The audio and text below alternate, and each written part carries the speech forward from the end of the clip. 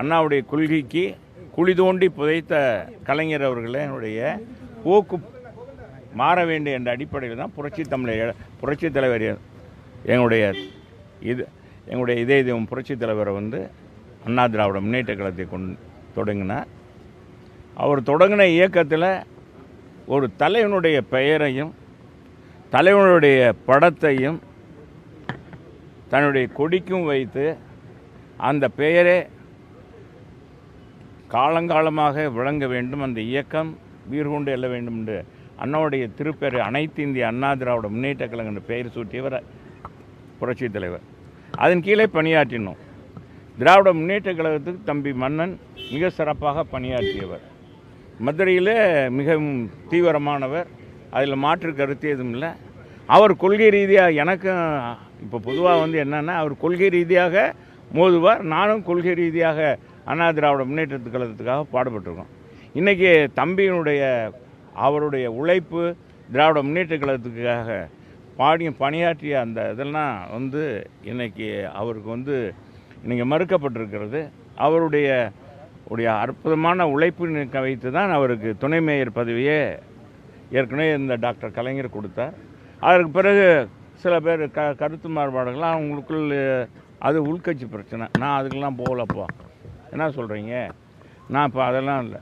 அவர் அங்கே இருக்கும்போது அவர் அந்த கட்சிக்கு விசுவாசமாக இருந்தார், என்னுடைய கட்சிக்கு விசுவாசமாக இருந்தேன். அதான் அந்த அதில் நான் இருந்தேன்.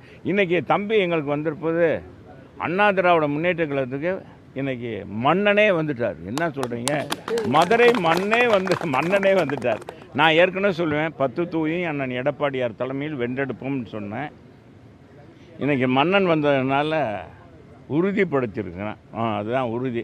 அது தம்பியே சொல்லிட்டார். அவர் பின்னால் எப்படிப்பட்ட படைகள்லாம் இருக்கின்றது எங்களை போன்றவருக்கு தெரியும். மாற்று முகாமில் இருந்தாலும் அவன் பேரறிஞர் அண்ணா சொன்னது மாதிரி மாற்றான் தோட்டத்துக்கு மல்லிகைக்கு மனம் உண்டு என்று சொல்லுவார் இல்லையா, அந்த மனம் அவர்கிட்ட இருந்தது. அவர் வந்திருக்கிறார். இன்றைக்கி பொதுச் செயலாளரை பார்த்துருக்கார், துணை பொதுச் செயலாளர் அவர் துணை போய் இன்றைக்கி இவரை இணைத்திருக்கிறார்கள். எனவே நான் கூட வந்திருக்கேன். தம்பி சோலையராஜா வந்திருக்கார்.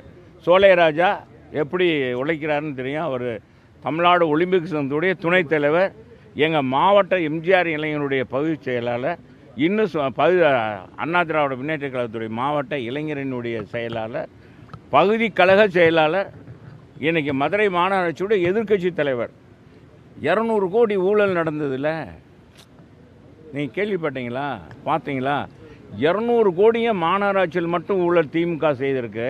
இந்த 200 கோடியை வெளியே கொண்டு தம்பி சோலையராஜா தலைமையிலான அண்ணா திராவிட முன்னேற்ற கழகத்துடைய மாமன்ற உறுப்பினர் தொடர்ந்து போராடி 1 வருடம் 1.5 வருடமாக போராடி தான் அது வெளிவந்தது. புரட்சி தமிழர் எடப்பாடியார் அது குறித்து போராட்டம் பண்ண சொன்னார். போராட்டம் பண்ணோம், மனு கொடுத்தோம், எதுவும் நடக்கலை.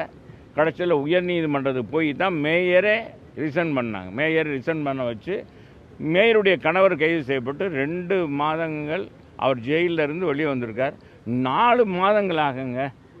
எங்கள் மதுரையில் தேர்ந்தெடுக்கப்பட்ட மாமன்ற உறுப்பினர்கள் மக்கள் பிரச்சனையை பேச முடியல. மேயரில் 5 மண்டல தலைவர் ரிசைன் பண்ணியிருக்கா ஊழல்னால.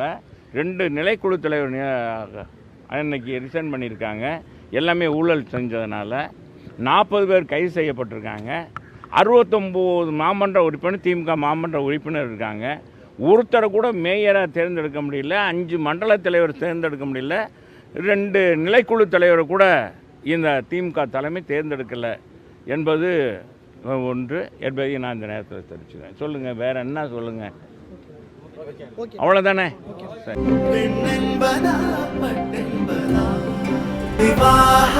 மணப்பெண்ணின் பிரத்யேகமான திருமணம் விவாஹா தி சென்னை சில்க்ஸ்.